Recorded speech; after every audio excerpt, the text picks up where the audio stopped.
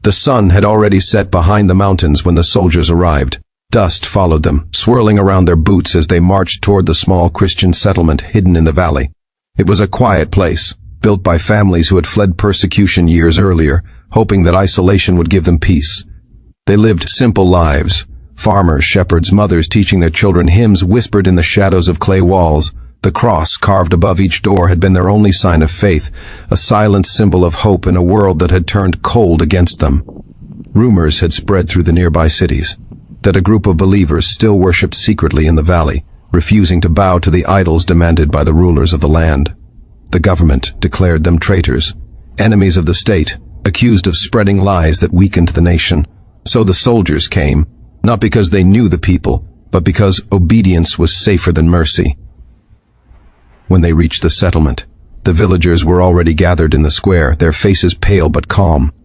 They had seen persecution before. Some had lost fathers and sons to the prisons years ago.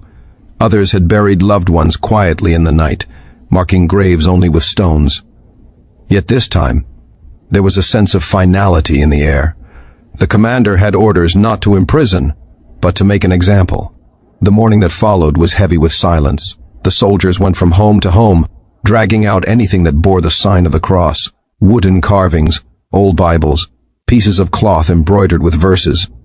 They piled them in the center of the village and set them ablaze. Smoke rose into the clear sky like a twisted offering, yet not one of the believers spoke against them. They stood together, their hearts trembling but their faith unbroken.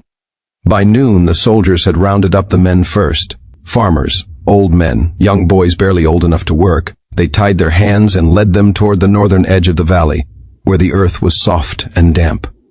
The ground had been dug into long, narrow trenches, too deep for escape, too wide for comfort. The meaning was clear. The soldiers didn't hide it. The women and children were forced to watch from a distance. Some cried, others prayed silently, lips moving with words that the wind carried away.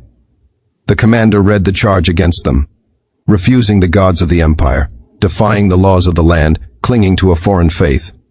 He gave them one chance to deny their belief. None did. The soldiers began their work. The sound of shovels filled the air. The earth was heavy that day, heavier than ever before. The men were lowered into the trenches, still alive, still praying. The soldiers hesitated at first, for what they were ordered to do seemed beyond cruelty. But orders were orders. Slowly, shovelful by shovelful, the dirt began to fall. At first there were muffled cries, not of fear, but of prayer. Voices rose together, merging into a haunting hymn. Even the wind seemed to stop to listen. The commander looked away. The soldiers kept shoveling until the sound faded into silence. When they finished, only the mounds of fresh earth remained, rows of graves that seemed to breathe with the weight of faith buried beneath them. That night, the sky turned strange. Clouds gathered from nowhere, thick and black, swallowing the stars. The air grew cold, and the valley trembled as if the earth itself mourned.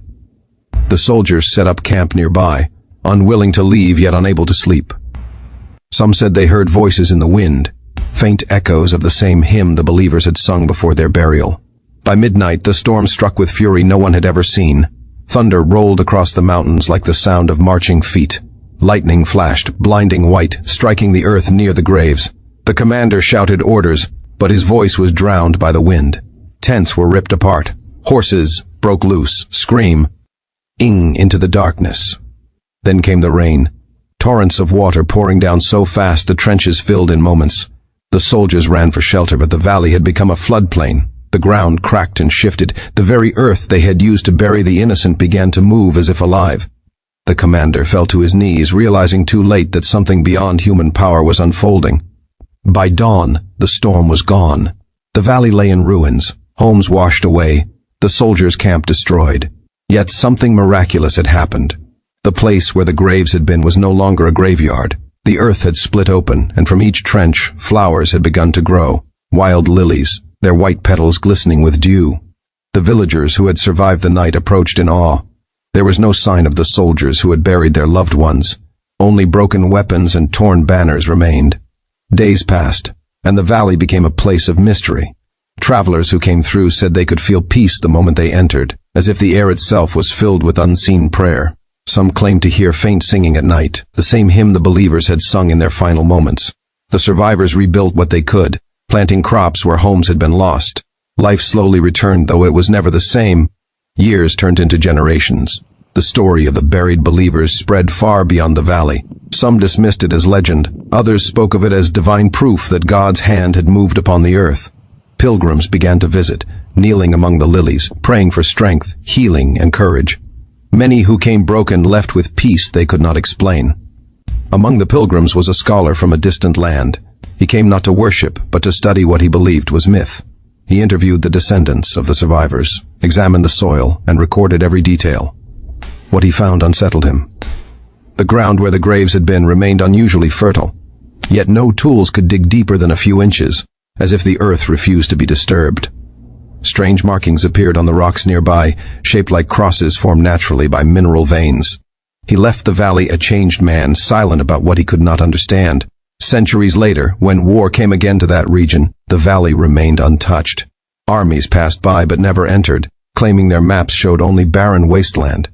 Yet those who lived there continued to thrive, guarded by something unseen. In every generation, when drought struck surrounding lands, the valley's fields stayed green. When disease spread, its people remained healthy. They never boasted of the miracle. They simply remembered the ones who had been buried alive, and how God had turned their suffering into eternal witness. One cold winter, a new ruler came to power, crueler than those before. He sent spies to find the valley, hearing stories of miracles and faith.